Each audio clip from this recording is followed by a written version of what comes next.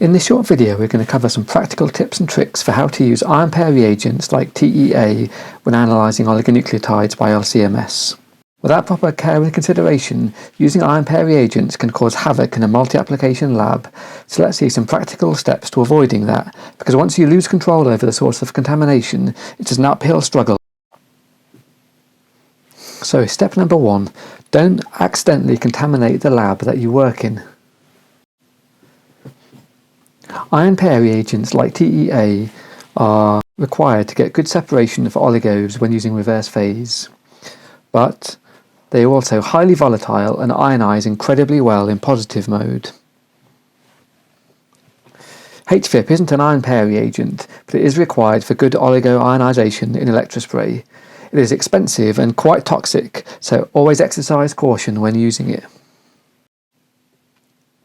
Tip 1. TEA and ion pair reagents are very volatile.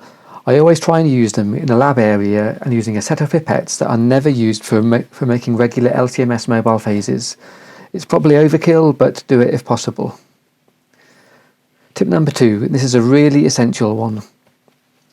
Clearly label all bottles and any glassware that have been in contact with TEA. Never remove these labels and make sure that this glassware is never used for any other LCMS purposes. Tip 3.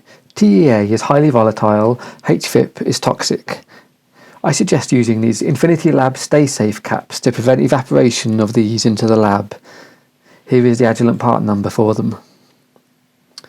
Finally, tip number 4. Make sure you have sufficient and appropriate extraction from the MS. Okay, now on to stage 2. Minimise contaminating your LC system. The first choice would always be to have a dedicated LC system for ion pair chromatography, but that isn't practical for most labs. TEA sticks to plastic surfaces much more than metal surfaces in our experience.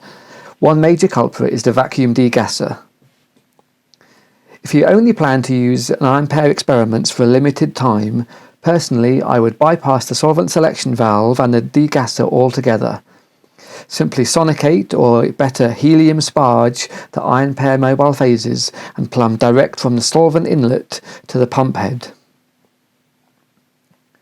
As TEA sticks to plastic, I would definitely dedicate a set of solvent tubing to ion pair use and swap it directly afterwards.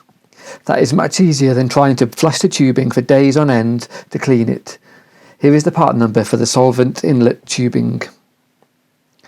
Likewise, dedicate any peak tubing used for ion pair and just swap it completely at the end of the experiments before going back to regular use. Here's the part number for red peak tubing.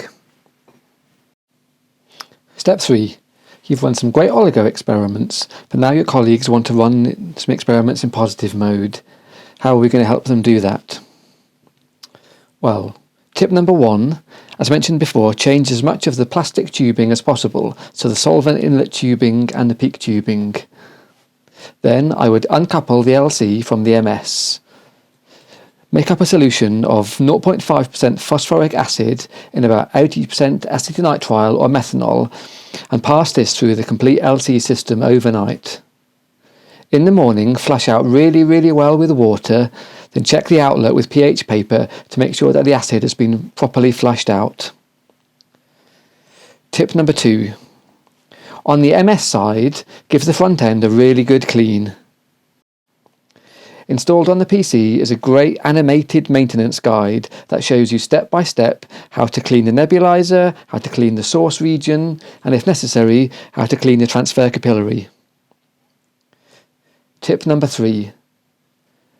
After front-end cleaning, I like to fill a calibrant delivery bottle with isopropanol plus 0.1% formic acid, place it into the bottle B tune position, and use the tune context to spray the solution into the source overnight, effectively an acid steam clean. Replace with regular tune mix when done. So there you have it. I think if the correct steps are taken, it is possible to use ion pair reagents and run oligos by LCMS in a multi-application lab, and to remain on speaking terms with colleagues in the lab. So until next time, thanks for watching.